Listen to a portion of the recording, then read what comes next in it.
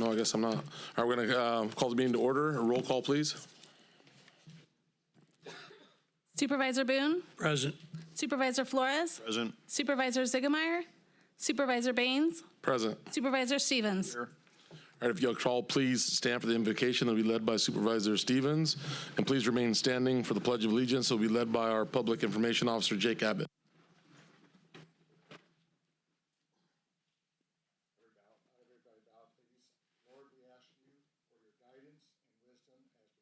Here today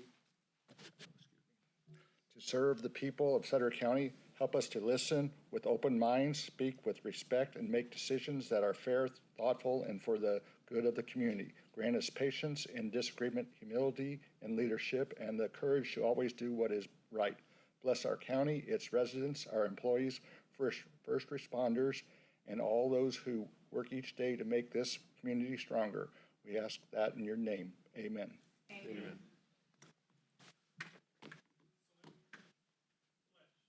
I pledge allegiance to the flag of the United States of America and to the republic for which it stands, one nation, under God, indivisible, with liberty and justice for all. All right, this time, we have probation folks meet us down there.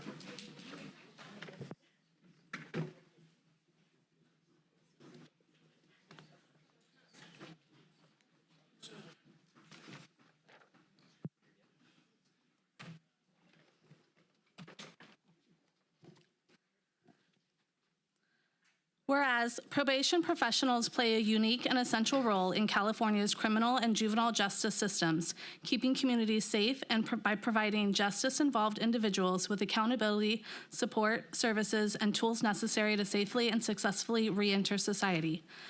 Probation Department serves as a key connector within the justice system and local communities, maximizing the resources available through courts, local government, law enforcement, social services, behavioral health providers, schools, crime survivor organizations, and nonprofit agencies.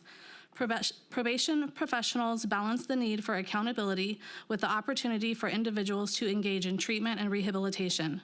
Probation departments have a profound impact on community safety and the well-being by addressing the root causes of crime through individualized supervision and supports that reduce recidivism. The Sutter County Board of Supervisors do hereby proclaim the week of July 19th through the 25th, 2026 as Probation Services Week to highlight probation's immense contributions to our communities and state.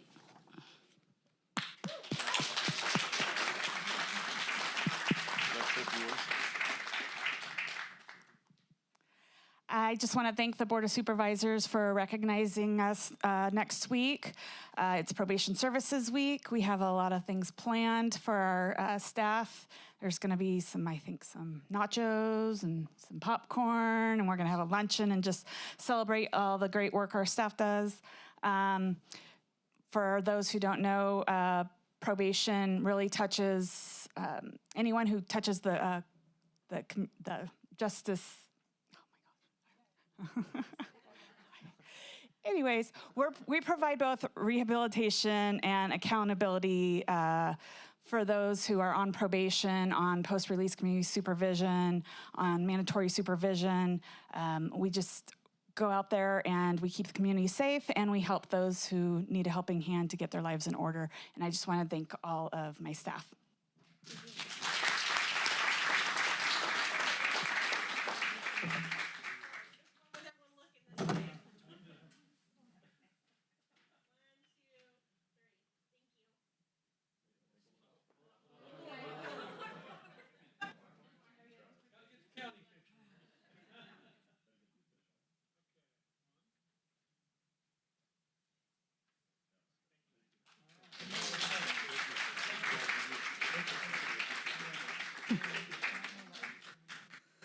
Will Jasmine Para please join the board up front to accept a plaque? Bringing it.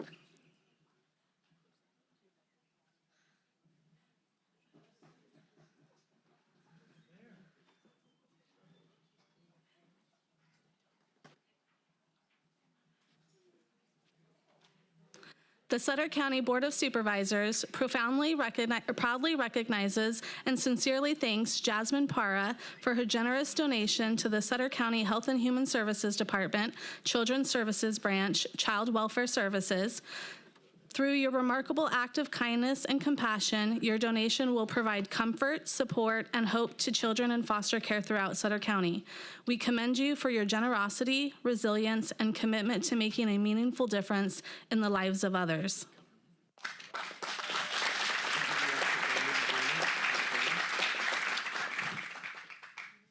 While our family's going to come down to join us for the photo, I'm going to pass the mic over.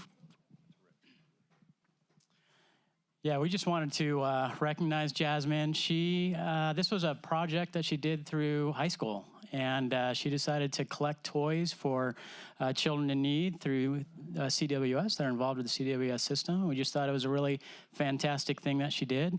So we're very thankful. I'm sure her family's very proud. And so thank you, Jasmine, for your efforts in doing that. And Jasmine, we're ready to hire you anytime. Come and work for HHS.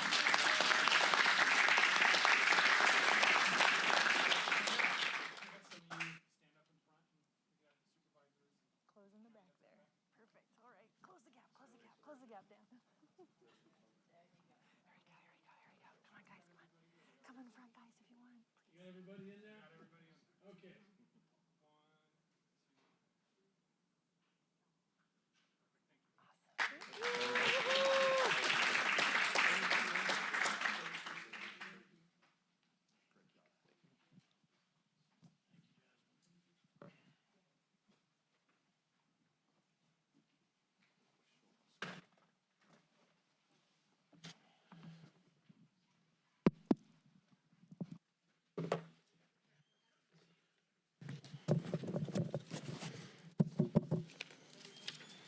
All right.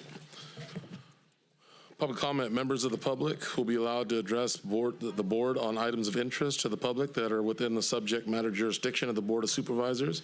State law provides that no discussion or action may be taken on any items not appearing on the posted agenda. We have 2 speaker cards. First speaker. The first speaker is Tina Hessong.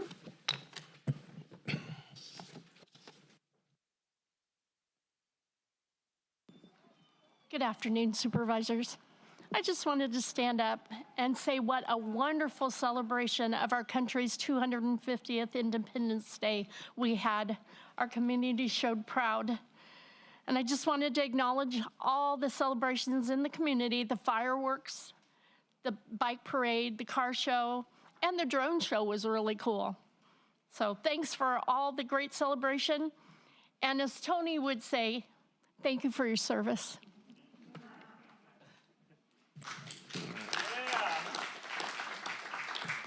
Next speaker. Next speaker is Heather Esseman.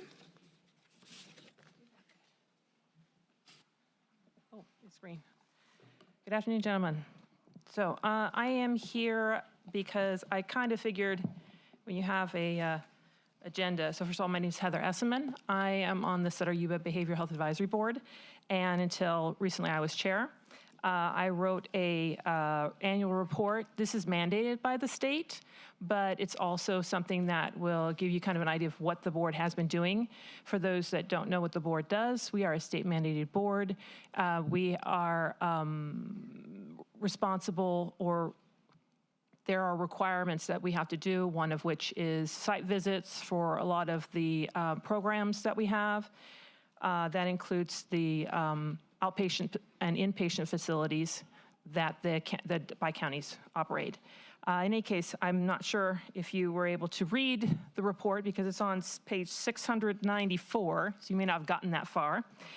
In any case, I wanted to mention a couple of things that are really important, and I'm sure that Supervisor Ziegenmeier has mentioned this to you either individually or maybe as part of this gremium, but I just wanted to focus on a couple of things. So the first thing, obviously, was the big impact from Prop 1 and our transition from the Mental Health Services Act to the Behavioral Health Services Act. Part of that was for us to have a board that has certain requirements, and we are fulfilling those requirements. We have for, I think it started in 25, and we've been compliant with that ever since. Then there's also other things. One of the major things, because I also attend the meetings in Sacramento, the mobile crisis, it has been kind of a real issue for communities to get going. And I would like to definitely say that our team here, or your team, has done a really good job of being able to keep that going. There have been a few bumps. They've changed that slightly. We had a presentation from them, and we're very excited with the new company or the new vendor that's going to be doing this. Like I said, a lot of the other communities have not been able to get the kind of 24/7 response that you've been able to have between the two counties, and I think that that is something that definitely needs to be mentioned.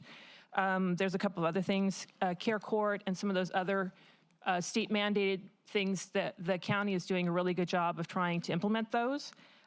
We basically ask them for presentations regularly on those items and see if there's anything that we as advocates, because some of us are family members or community members, or consumers is what they're called. And so we try to make sure that we're advocating for not only our own families and ourselves, but also for the community. We also wanted to make sure that we included the statistics, because there is some confusion. Somehow people are always arguing between the two counties who's got more. So I included that on page, I think 699, I don't have my glasses here. So you can see that basically about 2.2, 2.4 the population, depending on which county you're looking at. So it's really no big difference between the two of them. None of us are getting better off or less off because of the bi-county working together. So if you ever have any questions, you're welcome to contact me. Thank you very much. Thank you. We have one more public comment and then 2 comments on consent items. The next public comment is Tony Farley. Good job. Tony Farley, Northview City, the Pros Sacramento region. Thank you, Team Hesson, for her service. Thank you, Neil, for her service. Who'll be returned upon papers tomorrow with Stephanie's office. Thank you, Sarah Arias, for her service. Thank you, the Hampson guy, for his service. Thank you, Zachary Hamble, for his service. Zachary Hamble, Hamilton, Zachary Hamilton. Thank you, Library, for her service. Hope you get the library books less money. Okay, hopefully get that library books. Thank you, Professor Steve Smith, for his service. Harvard Kennedy School Government. Thank you, Young Deputy, for his service. Young Deputy, for his service. Thank you, 2-star, for his service. Don't forget August. Don't forget August, man. Don't forget, and thank you, the baddest funny sheriff ever, 4-star, Brandon Barnes. Thank you, the Commandant Marine Corps, for his service. The Commandant Marine Corps, the Commandant. Thank you, William Bill, President Lawyer, for his service. Tom Reuter, Co-Counsel, AI. Thank you, Jeff Boone, for his service. Thank you, Carmen for his service. Thank you, Jeff Stevens, Farmhouse, Pumpkin Pie, for his service. Thank you, Dan Flores, Congressman Dan Flores, for his service. Thank you, GNW, for his service. And thank you, Jamie. Thank you, Laura. Thank you, Jake. Thank you, Josh. Thank you, the probation lady, for her service. And thank you for your service right here. Thank you for your service. Thank you. And thank you, Veronica Bugard, for your service.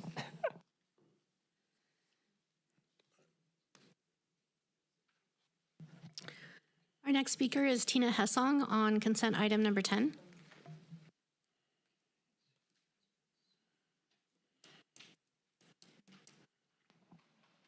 New California State Governor Pro Tempore Robert Paul Preston issued a letter to the Sutter County Supervisors, Sheriff, and Registrar of Voters, urging them not to certify any election in our county because of the massive influx of illegal foreign nationals. The reason is that the California DMV has been issuing driver's license and identification cards to illegal immigrants and simultaneously registering them to vote. As you know, to vote in California for federal elections, you must be a citizen of the United States. The high probability of illegal aliens due to the recent massive influx creates a significant opportunity for violations of California Election Code Section 1600D. To certify the vote would give the sheriff not only the right, but also the obligation to investigate voter fraud. If the board and the registrar certify the election, they will be committing a felony. This information was sent to the U.S. Department of Justice Civil Rights Division, and on July 7th, 2026, Assistant Attorney General Dillon subsequently issued a warning letter to all 50 states' election officials with further amplified concerns about civil rights and eligibility violations. From the letter, moreover, while the federal law obviously makes it unlawful for non-citizens to vote in federal elections, 52 U.S.C. 21144, so 21144, state election officers, including the chief election officer of the state, could be criminally prosecuted for aiding and abetting under 18 U.S.C. 1015F, 18 U.S.C. 911, and 18 U.S.C. 611. I have provided the clerk a copy of Harmeet Dillon's letter and an article for the Gateway Pundit for your review. Thank you for your consideration to this matter. Our last speaker is Tony Farley on consent item number 12. Tony Farley, again, proposed SAC region. Okay, the item 12, El Barrios. Item 12 includes the William Glenn Care Facility nearby Behavioral Health, nearby the gas station. Letterman Parish Short Act, LPS conservatee, LPS conservatorship, guardianship, public guardian. So pretty much the LP Act created during the 1960s, 67, I believe.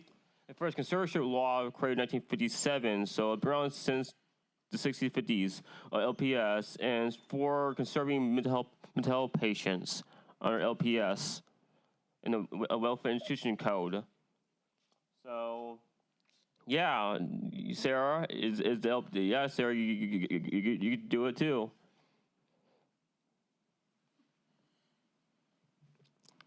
Sarah's in charge of mental health.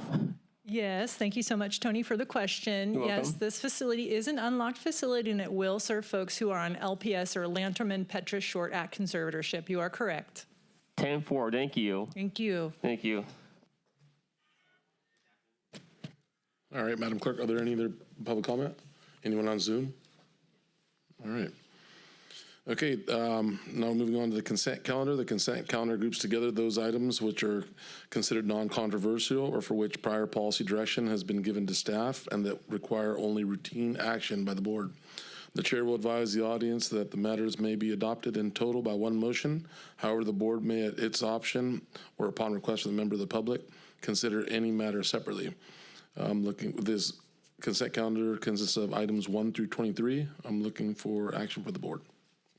Through the chair. Yes. Move approval of consent items 1 through 19.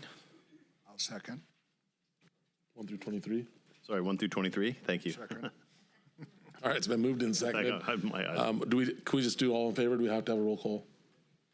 Roll call, please. Okay. Supervisor Boone? Aye. Supervisor Flores? Aye. Supervisor Ziegenmeier? Supervisor Baines? Aye. Supervisor Stevens? All right, motion carries. Through the chair, one item on item number 18. I'd like to request that at a future date we have a presentation from the Sutter County Superintendent of Schools on how things are going in terms of employment services, including numbers of people served and their success rates as well. All right, request noted, and the staff will follow up on that. Thank you so much. All right, we're going to go down to item 24. Neil Hay. Adoption of a resolution recognizing the Yuba Sutter Regional Safety Action Plan as a regional guide for transportation improvements for safer streets.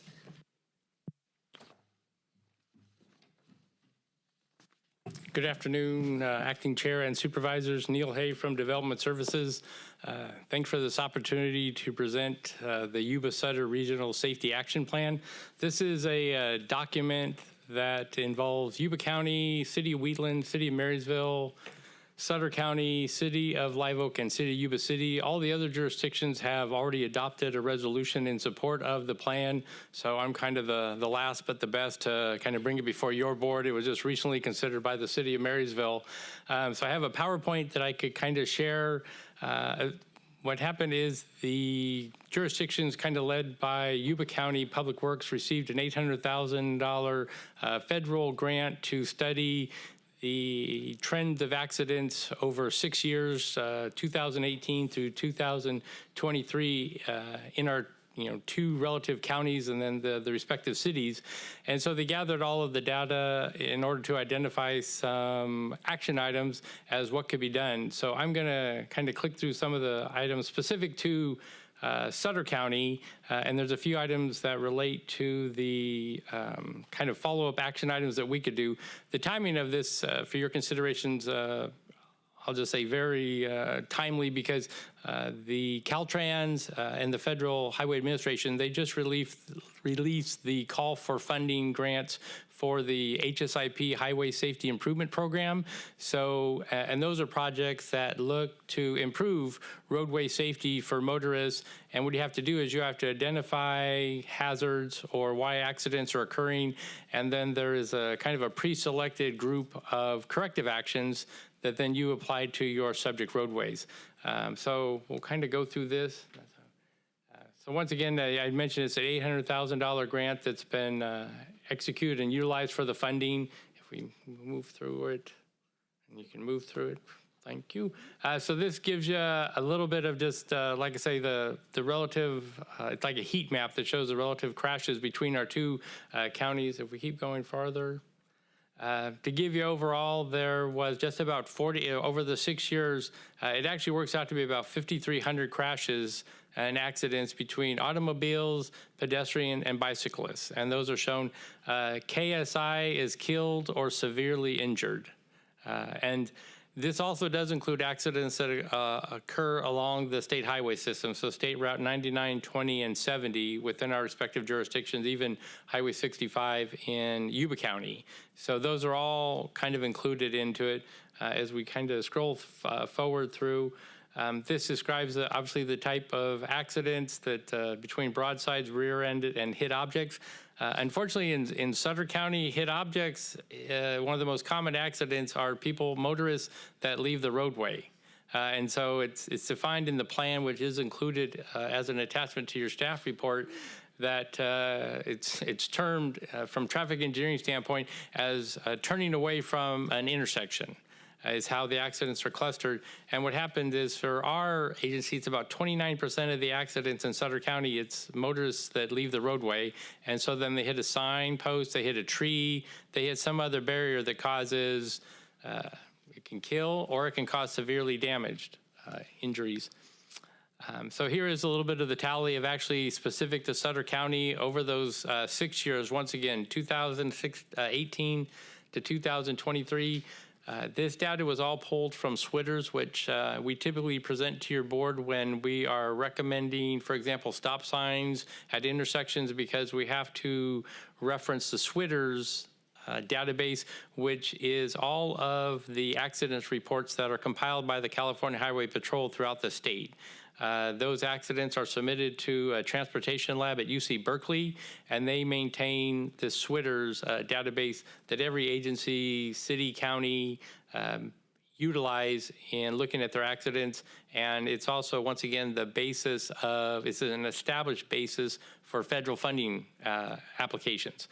So like I say, in that 6 year period, 301 motorists were either killed or severely injured as part of those accidents. And once again, you can see a little bit bigger map of the relative locations, and we'll speak a little bit as to what are our primary roadways where we're going to focus our attention going forward with grant applications. Continue. Just to let you know, so there were a series of public outreach meetings both in both counties and in the cities in order to try to educate the public and garner input from everyone. So these are our safety corridors, and they're relative to the heat map that was shown a little bit earlier. So State Route 99, I think probably all of yourself as supervisors are aware of the accidents that occur. Our sheriff's office, our fire department respond to accidents along the state route system. Some roads to make you aware of: Pass Road, essentially through the Buttes, Township Road. What happened? We get to watch ourselves. This is great. It's over on, I guess it's over on the other screen, but yeah.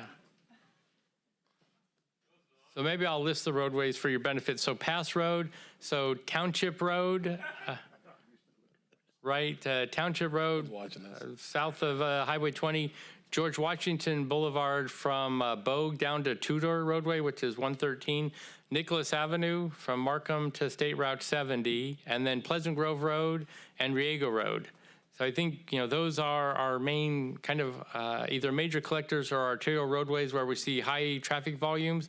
Quite often can see high rates of speeds, right? While we have no speed limit in the county on a roadway above 55 miles an hour, but I think as our department often reports to you with traffic surveys, we find motorists that go 55, 65, 70, 80 miles an hour, unfortunately, on some of our roadways. It's unfortunately common on Pleasant Grove Road through the South County. And so these corridors, as they're defined, this is where the majority of the accidents were happening. And while there may not be always a lot of intersections, right, these are where motorists are leaving the roadway. And so to give you an example of why this report and your adoption and consideration of it is important is previously our department applied and received an HSIP grant just under $900,000 so that we could add striping and markers and some signage to about 34 miles of roadway.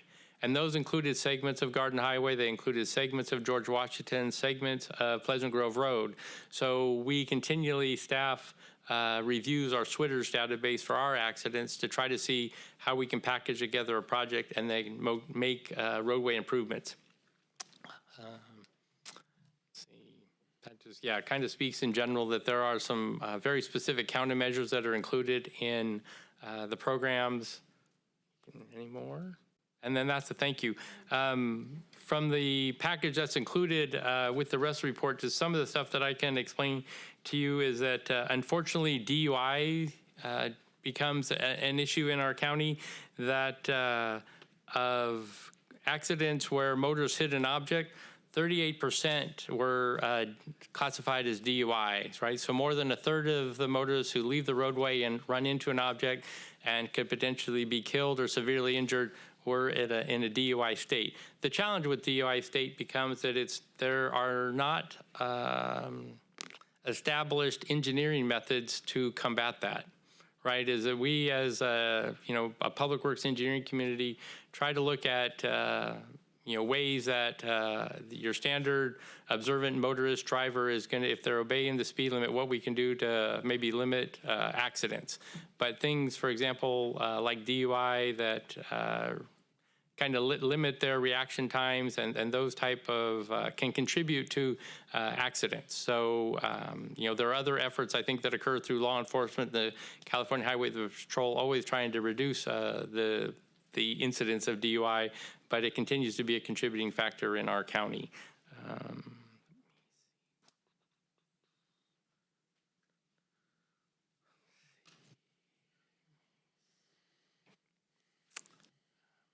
So with your consideration of the plan and hopefully the adoption of the resolution, then we would provide that to our other neighboring jurisdictions because as partnering agencies, we intend to be able to support each other through SACOG, not only in HSIP applications, but in other regional projects that we can do to try to be competitive.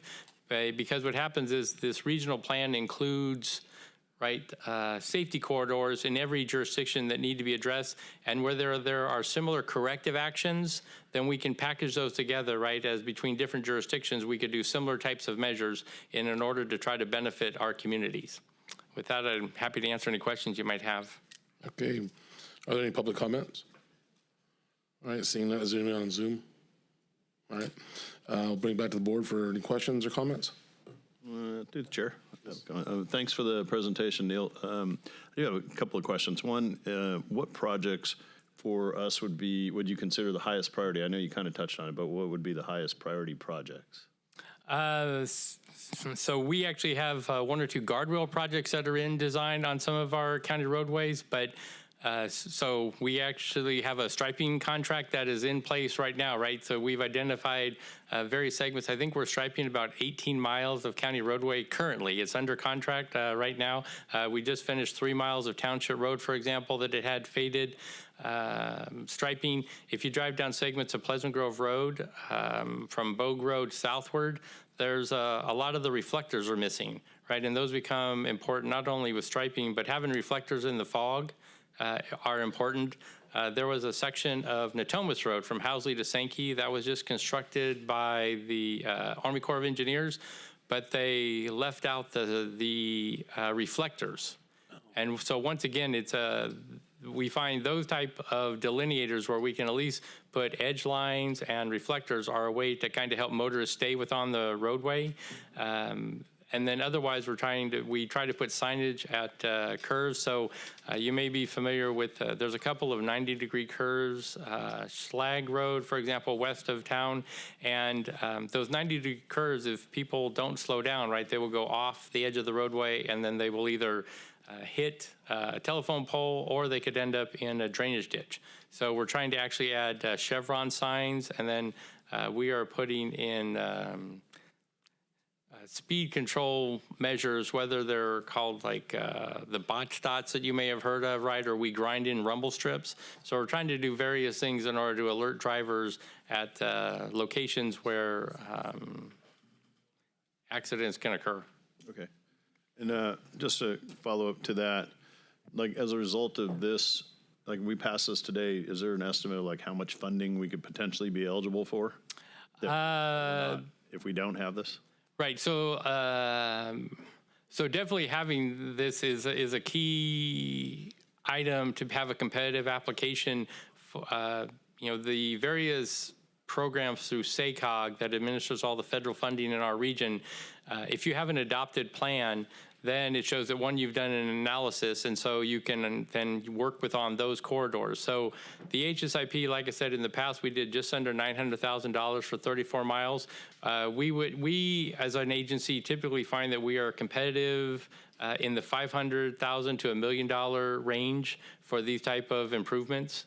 And especially because what happens is there's, with the HSIP program, there is a benefit to cost ratio. So the cost of whatever improvements you're making have to have a certain benefit, and it's not 1-to-1. It needs to be like 15-to-1. And so there are some programmatic multipliers that if you spend $5 to put in a reflector, here is the monetary benefit of adding that reflector. And so some of those are pre-established. So that's why we try to look at specific types of accidents. So these ones where motorists have left the roadway, those are big opportunities to either add striping or add signage in order to, and those don't cost a whole lot, but they provide a big benefit, right?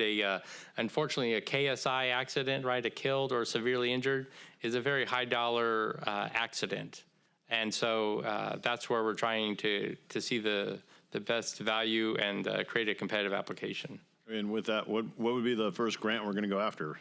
So with the call for projects of the HSIP, we would then look at these safety corridors, and we've already identified like portions of Pleasant Grove Road, portions of Townsend Road. So we would actually just pull from this plan, and then we would just go into there's an HSIP project application calculator, and then we would put in the specific improvements we're going to do, and then prepare and submit that application. The plan itself is then an attachment to show that we just didn't just sit and look at this. It's like this has 6 years of historical data, so This document will probably typically federal grant, or this they're on about a 2-year cycle. We probably will be able to get at least two to three cycles just out of this plan itself. You know, it can be updated in the future, but it's a very far-reaching document that is based upon all the established traffic engineering principles. Okay, great. And then I was thinking, is there a way for us to get like a yearly scorecard from you that shows sort of projects completed, grants applied for, and statistically how the accidents are decreasing? Yes. Or hopefully not increasing, but yeah, decreasing. Yes, we could do that specifically like on, all the roadways that have been identified in this plan. Okay. We can I think it's report back something to you. The board would like to see. So Sure. We can see that. All right. Thank We you. appreciate that. Appreciate The it. chair. Yes, Supervisor Boone. Thank you. Well, I saw an opportunity, so I thought I'd better take it. So Larkin Road and Terrabuena Road, up in my district, we have a deep canal that runs along those sides, and we've had several deaths, and we have no railing. So when they come off the road, they're going down about 15 feet, and not very many people survive it. So what I was wondering, is this an opportunity to put railing in somewhere along that way? Yes, so we actually are internally designing the guardrail at the Terrabuena curve. Okay. The challenge becomes from an HSIP standpoint that does not have a very high benefit to cost ratio. And then that's one of the issues, that you can put it on, but depending on the accident volume and stuff, it's just an interesting way the program kind of works. But yeah, we are developing that project so that we can bring it before your board and then look to advertise it and install it. Okay, and then I have another one. I received a phone call recently regarding George Washington. We put some new striping down there, and one of the questions is why did we switch it from an 11-foot wide road to a 10-foot wide road? And I said, well, that's a good question to ask. I know the code says we can have a 9, 10, or an 11. What actually qualifies the road to be whatever width it should be? So that is a specific traffic calming measure that was developed by the Federal Highway Administration. So what happens is with the narrower lanes, especially if you have oncoming traffic, drivers are closer to the center line, so they slow down. It's a proven, established principle. We've used it throughout the county in order to do that. And so what happened years ago, up to about 2005, 2006, the county was restriping all of our lanes with all of our overlay projects at 12 foot. 12 foot, you can go relatively fast in a 12-foot lane. That's the same width as what's usually on the state highway system. But if you go and narrow the lanes down to 10, 10 and a half, 11 foot, we typically base it on traffic volumes. Then it will slow down traffic. There have been lots of complaints on George Washington specifically for speeding. The posted speed limit is 55 miles an hour. We've done multiple studies and people are exceeding that. So it was an opportunity to narrow down the lanes, and it's something that we're trying to use kind of throughout the county because speeding is just so prevalent.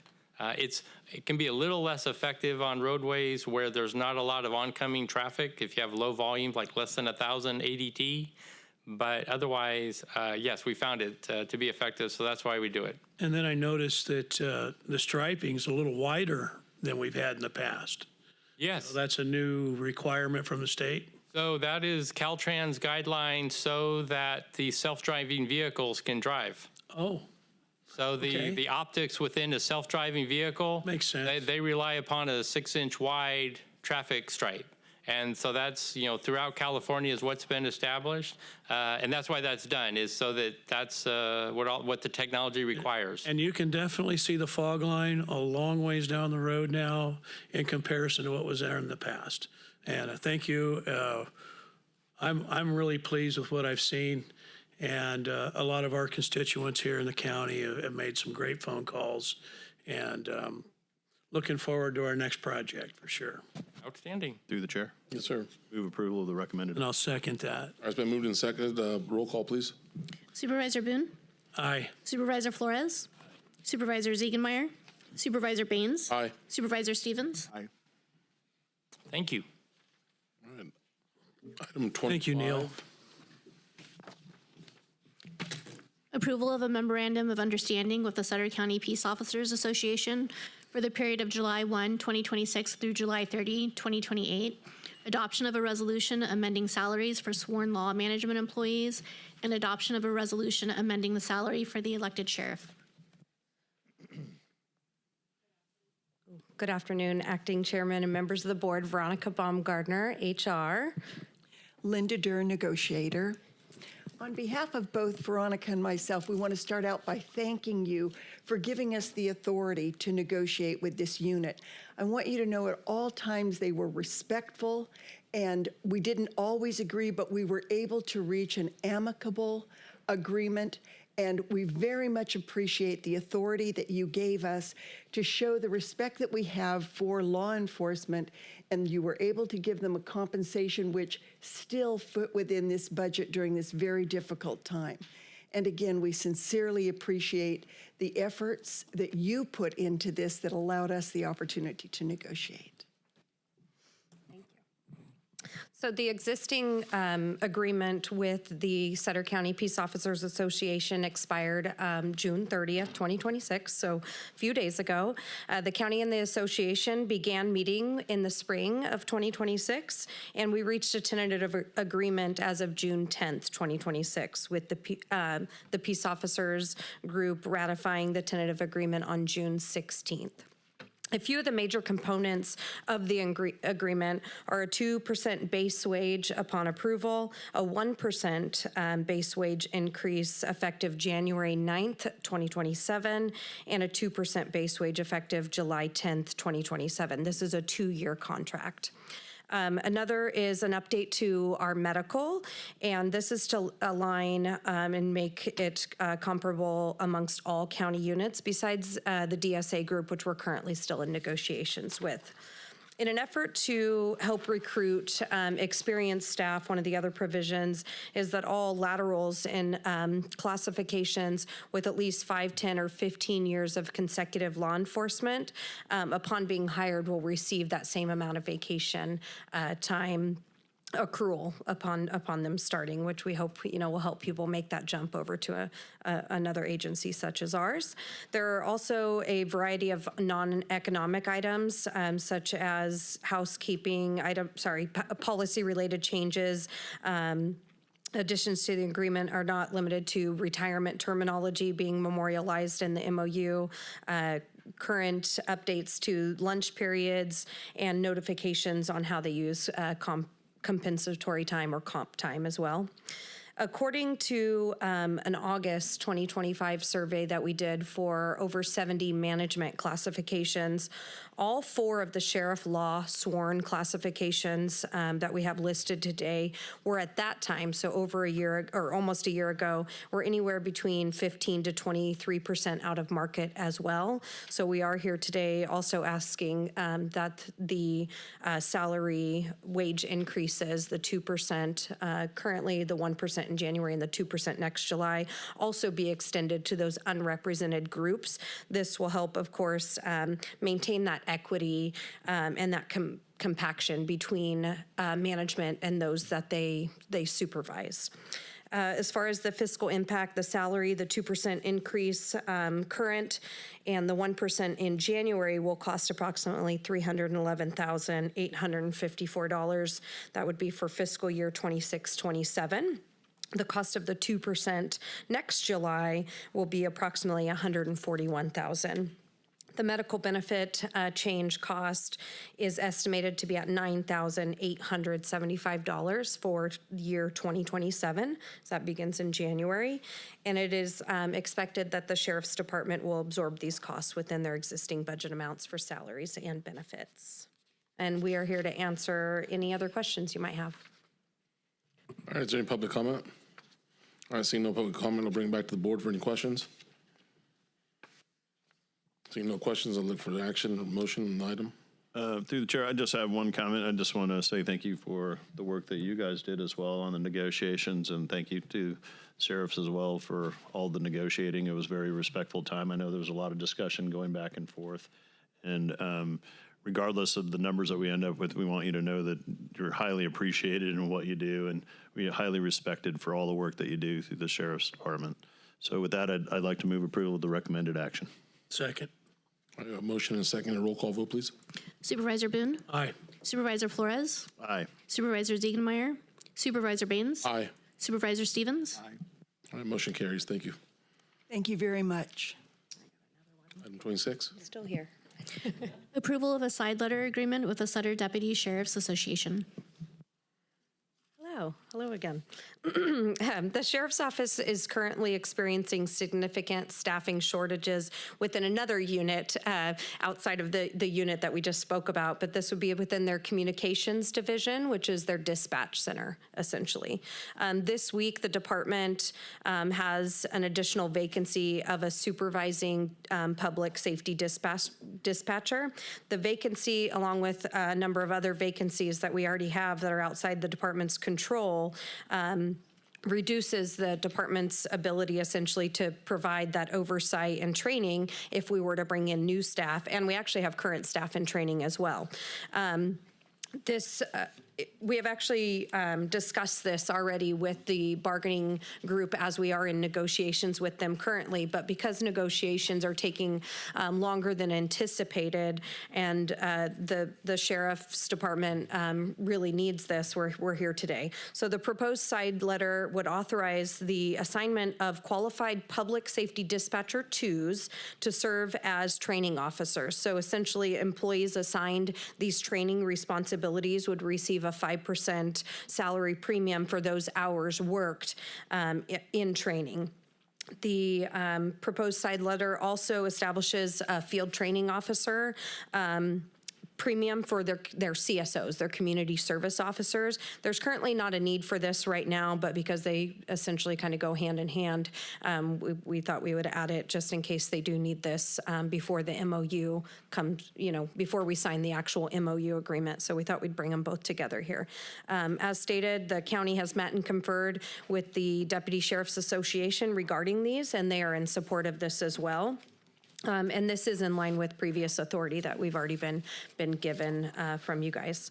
I would like to add that the fiscal impact is a little hard to estimate. So I'll give you some estimates that I got here, but it would be approximately 12 weeks for a dispatcher 2. It would range anywhere from $244 for an employee at a step 1 to $940 if the training employee was at a step 8. So the anticipated cost for the Sheriff's Department, they are anticipated to be able to absorb these appropriations in salaries and benefits because they have multiple vacancies right now, and they would be able to offset these additional costs with those salaries and benefit savings. So I'm here for any other questions. Is there any public comment on this item? I'll bring it back to the board for questions or comments. Through the chair. Yes, sir. Move approval of the recommended action. Second. I have a motion and a second. Roll call vote, please. Supervisor Boone? Aye. Supervisor Flores? Aye. Supervisor Ziegenmeier? Supervisor Baines? Aye. Supervisor Stevens? Aye. All right, motion carries. Thank you. Item 27. Receive an annual report in compliance with AB 2561 and addendum to the Myers-Milius-Brown Act. Good afternoon, Chair and members of the board. My name is Jasmine Kaur. I'm an HR analyst with Sutter County, and I am here to present AB 2561, which is the annual vacancy report. Okay.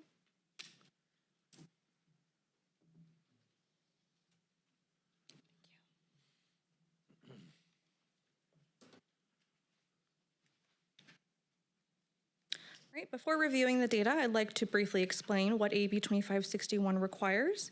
AB 2561 is a relatively new California law that requires local agencies to present on an annual basis on vacancy rates within each bargaining unit. If the vacancy rate is at or above 20%, there is additional data that must be reported. That includes the total number of job vacancies within the bargaining unit, the total number of applicants for vacant positions within the bargaining unit, the average number of days to complete the hiring process from when a position is posted, and opportunities to improve compensation and other working conditions.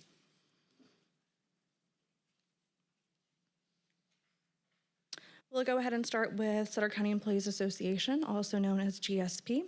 There is 754 positions. 83% of those positions are filled. 17% of those are unfilled. So because the vacancy rate is below the 20% threshold, no additional data is required for this unit. The Sutter County Peace Officers Association, there's 55 positions. 80% of those positions are filled. 20% remain unfilled. And because we're at that 20% threshold, there is additional data.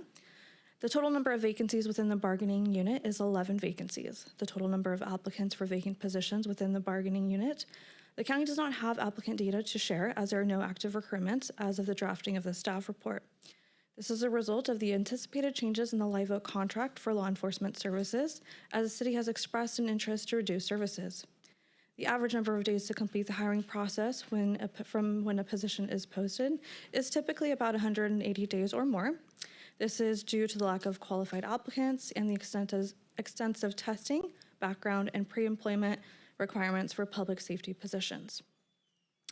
Opportunities to improve compensation, other working conditions. The county continues to evaluate opportunities to enhance compensation and working conditions through ongoing labor negotiations, recruitment initiatives, and operational improvements.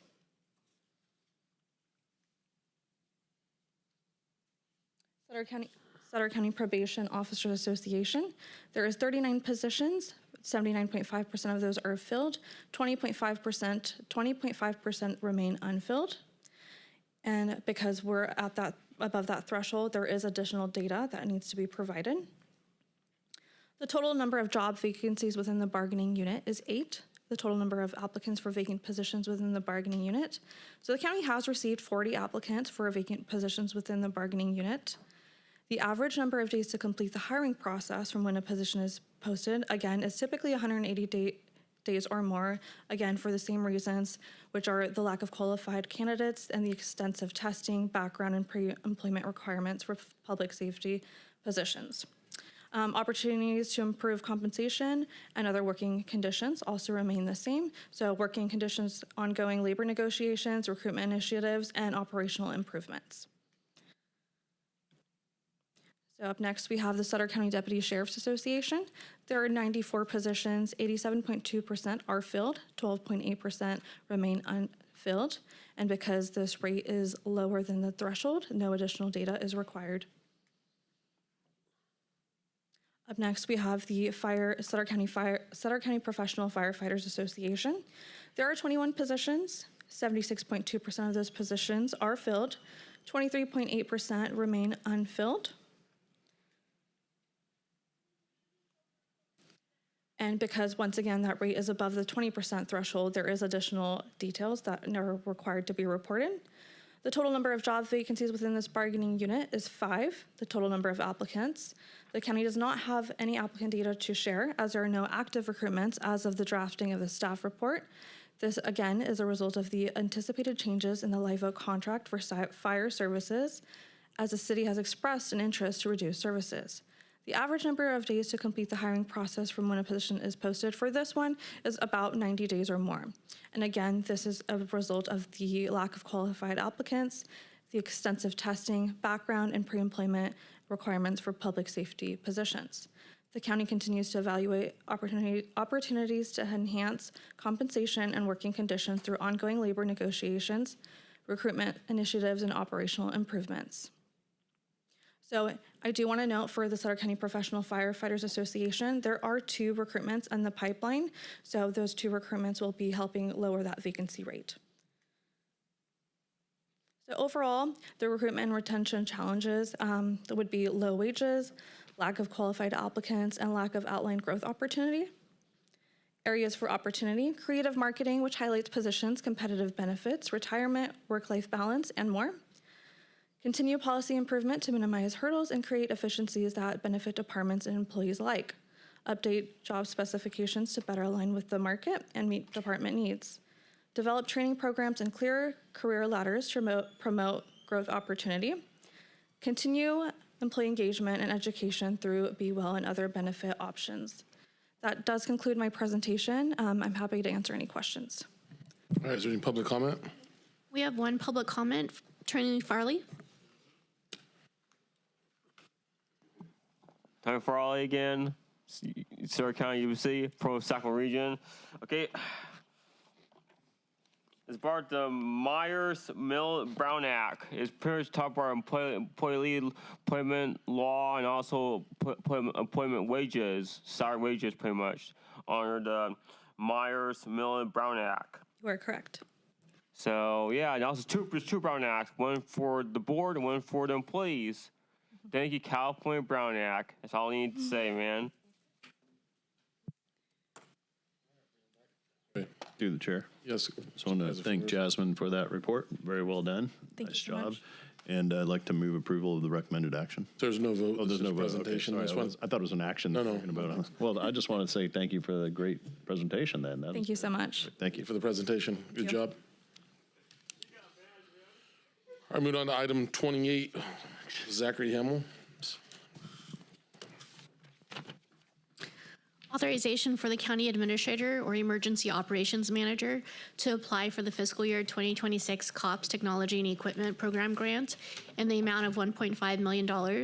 Authorization to accept the grant award if awarded. Authorization for the county administrator or emergency operations manager to execute all related grant documents, agreement amendments, and certifications necessary to apply for, accept, and administer the grant, and authorization for the county administrator, emergency operations manager, or their designee to fulfill the conditions of the grant. Good afternoon. Zachary Hamill, Emergency Operations Manager for Sutter County. So before you is the federal appropriations for $1.5 million in community-oriented policing grant. A little background on this. Office of Emergency Management applied for some federal funding. They submitted a federal funding request back in March of 2025 to all three of our federal representatives, and Senator Padilla pushed this one forward and got it into the bill. So this is going to purchase new multi-band public safety radios for first responders. We were recently notified that we did receive this $1.5 million and needed to complete the grant to access the funding. Equipment is going to improve both routine operations and emergency response coordination. It's going to allow our responders to communicate across multiple radio frequency bands to reduce the need to carry multiple radios. Additionally, this will provide the county an opportunity to purchase the equipment that would otherwise require a substantial local funding commitment over the next few years and resolve safety issues that have been reported over the last few years from our field staff. So fiscal impact. The grant, the federal funding is $1.5 million. The grant is 100% reimbursable. There is no match required from the county. So what I'm asking in front of you today is a request for authorization to apply for and accept the $1.5 million through the FY26 Community-Oriented Policing and Technology Equipment Grant administered by the U.S. Department of Justice. This request is going to authorize the county administrator and myself to submit the grant application, accept the award, and execute the required agreements. One last note. This is we already have the money, and I know the verbiage is a little confusing. We have the money, now we have to go through the formal process to apply and actually gain access to the funds. And one last thing is there will be a budget amendment returning before your board to account for all the capital assets. All right, is there any public comment on this item? Seeing no public comment, I'll bring it back to the board for questions or comments. The chair. Supervisor Boone. Yeah, I was just wondering, is 1.5 million, is that by chance going to help us out with the tower over off of? No, so this is just for radios. portable and mobile radios. Okay. All right, thank you. I'll move to accept the resolution. Second. We have a motion and a second. A roll call vote, please. Supervisor Boone? Aye. Supervisor Flores? Aye. Supervisor Ziegenmeier? Supervisor Baines? Aye. Supervisor Stevens? Aye. All right, motion carries. Item 29, Sarah Eberhardt Rios. Approval to accept the Department of Healthcare Services providing access and transforming health supports justice involved round 4 capacity building funds in the amount of $600,000. Ratify the Sutter County Sheriff's execution of the terms and conditions and authorization for the Sutter County Sheriff or their designee to execute all related documents and amendments, subject to County Council review and approval as to legal form. Thank you so much. Sarah Eberhardt-Rios, your Health and Human Services Director, presenting on behalf of the CalAIM Justice Involved program. Sheriff Barnes and his team that operates the jail and jail medical. As you know, that Sutter County HHS does support some of our jail medical operations. And so CalAIM Justice Involved is what's known as a reentry program. And so what that means is that we're serving folks under CalAIM Justice Involved that are staying in the jail kind of a short amount of time. So 30 days or less, 60 days or less, 90 days or less.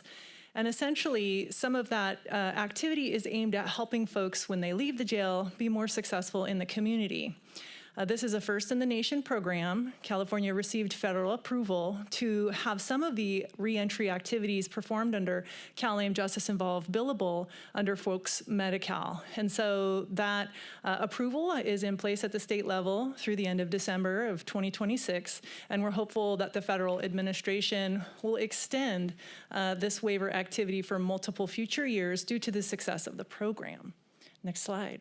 So the CalAIM Justice Involved initiative really is a collaborative, bringing 8 disparate partners together, working to serve folks, of course, again, in the jail setting and then in the community setting, and essentially coordinating all that care through a golden thread. We do not duplicate services.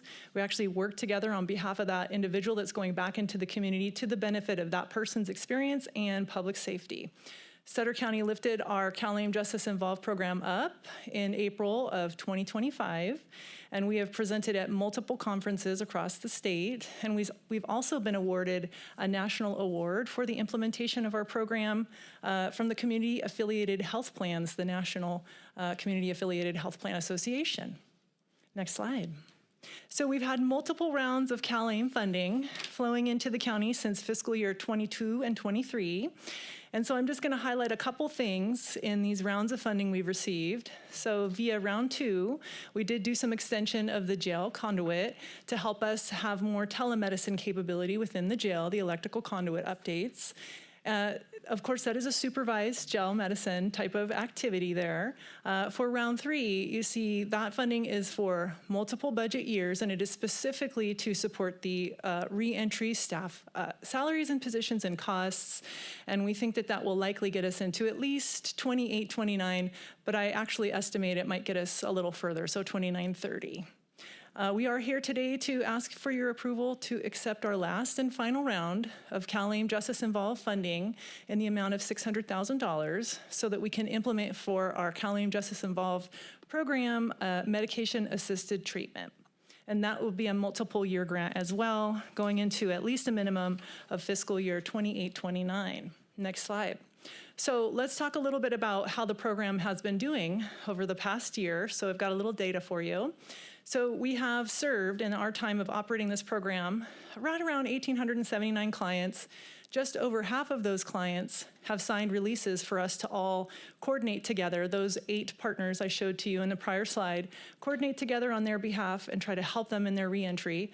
We have 195 active clients, and those are folks essentially that are going to be working with us really at a very high level of engagement in the jail, and then also once they are discharged in the community.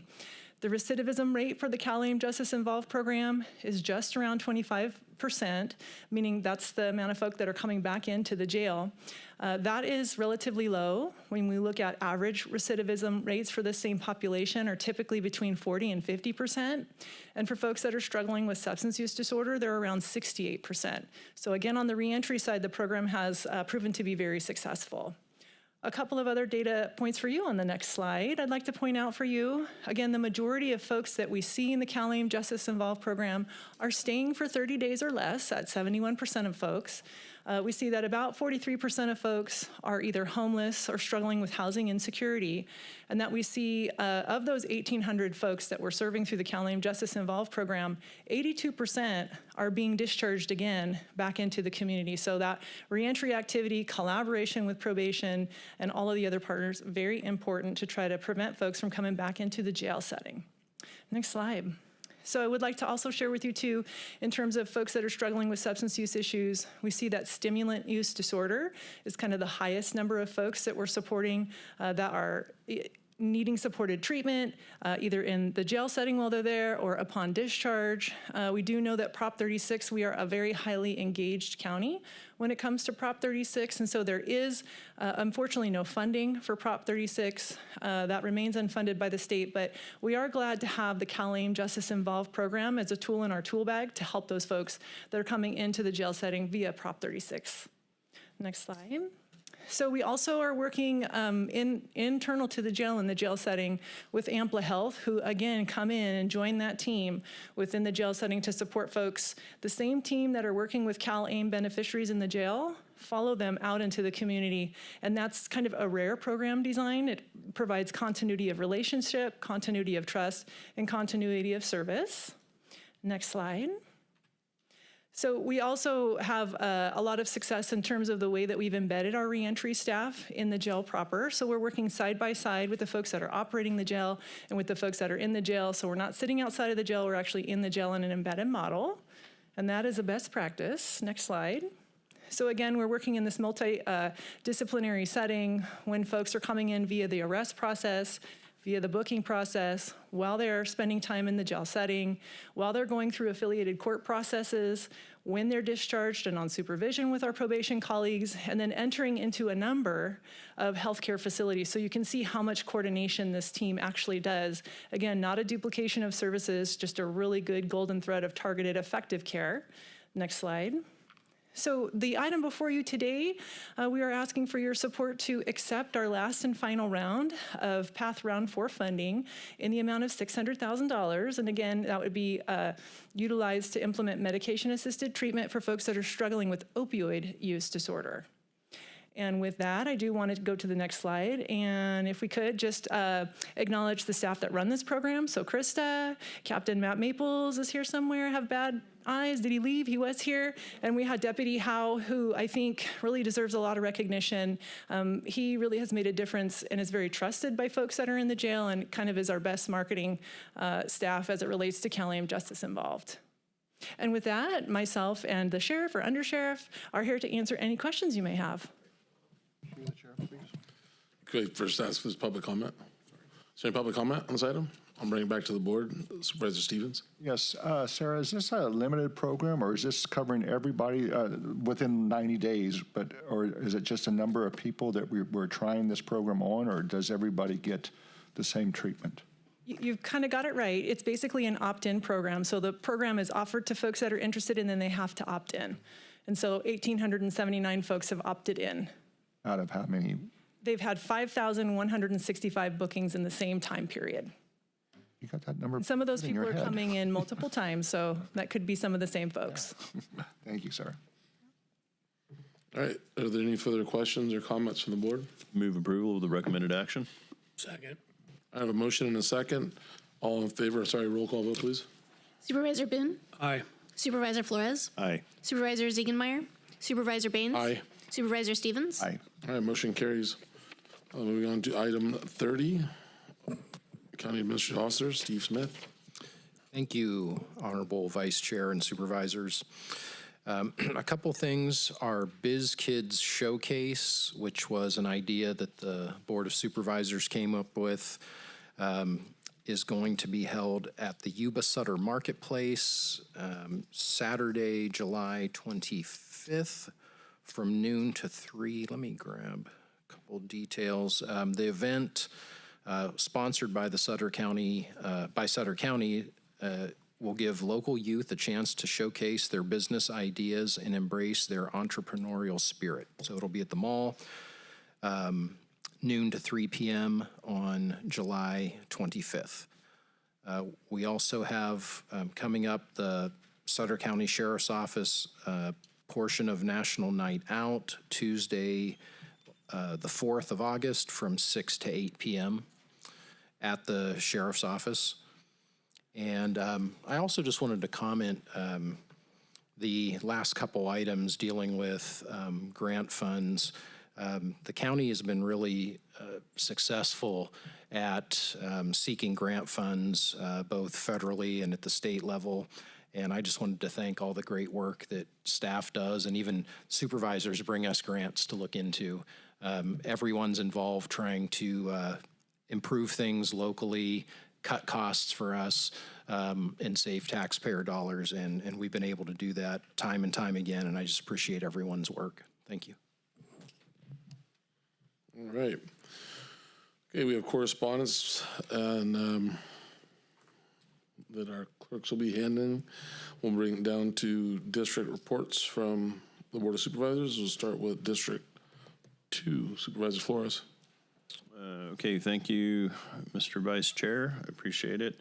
I'd like to start off with making sure we put together a letter of condolence for Dominic Bells' daughter, who passed away tragically last weekend. So if we can do that. Also like to say that the fireworks show, I want to add, that was a really awesome July 3rd and 4th joint jurisdictional celebration, and it shows what we can do when we're working together as Yuba Sutter as one, and working closely together with Yuba City and Marysville, and even Live Oak got in on it, and Wheatland. So, but all of us were there, and I was at both shows with you, and it was great. The July 3rd fireworks show was well attended. They said over 10,000 people were there. Food vendors, and just a great day. And then July 4th was fun. We had the drone show and a huge car show that happened. We had a great speech by our own Carm Baines that day for the veterans, as we recognize the veterans. And it was just a really great turnout. So congratulations to all the jurisdictions involved. And we look forward to continuing that sort of joint effort on lots of different things, not just the fireworks show. So, and things are going well to that end. And then lastly, I want to invite everybody to attend the 17th and 18th is the Marysville Peach Festival, and hope all of you can make it. There's been a lot of planning going on, you know, wearing my other hat as Marysville Assistant City Manager, a lot of planning happening, and we're looking forward to a huge event, and it's going to be a nice, cool 96 degrees out this year, which is great because usually it's about 105, so come on over to the Peach Festival and cool off, listen to music, and eat peaches. We'd love to see you there. Thank you. Supervisor Stevens. Yes, I also would like to express my condolences to the Belza family for the loss of their daughter. I'd also like to invite everyone to Shanghai Bend Park on July 23rd. Myself and Representative Cole from Yuba City is having a community and conversation event in the park just to come on out and talk about county issues and city issues. So we'd like to see you all there if you can come. Thank you. Supervisor Boone.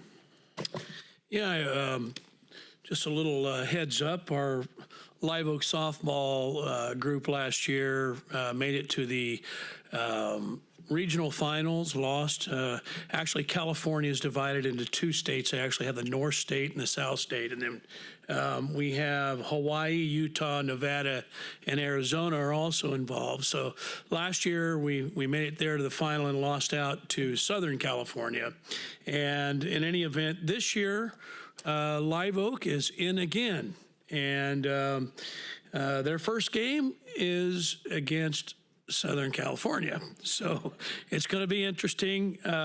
If they can get through this one, I think they can move on to the Nationals. But anyways, tonight, if you don't have anything going on, up at Live Oak Community Center, we're having a spaghetti dinner fundraiser to help some of our families that probably don't have a lot in comparison to a few others, and we're going to try to see if we can get enough money for the families to go down and visit them and watch the game. First game's is on the 18th, and in San Bernardino, and we're looking forward to rooting Live Oak on, because after all, Live Oak is Sutter County, right? Woohoo! Thank you. All right. In addition to the letters of sympathy and condolences sent go out to Dominic and Julia for Riley Rose, I'd like to request a letter to go to the family of Amarjeet Shoker, and one to go for Gurpal S. Kang. And now I'm looking for a motion to accept these requests. Move approval. Second. It's been moved and seconded. Roll call vote, please. Supervisor Boone? Aye. Supervisor Flores? Aye. Supervisor Ziegenmeyer? Supervisor Baines? Aye. Supervisor Stevens? Aye. All right, thank you. But we're going to move into a closed session at this point. So thank you all for coming out tonight, and see you next time. Conference of Labor Negotiators Linda Durer and Veronica Baumgartner, Employee Organizations, DSA, pursuant to Government Code Section 549, 57.6.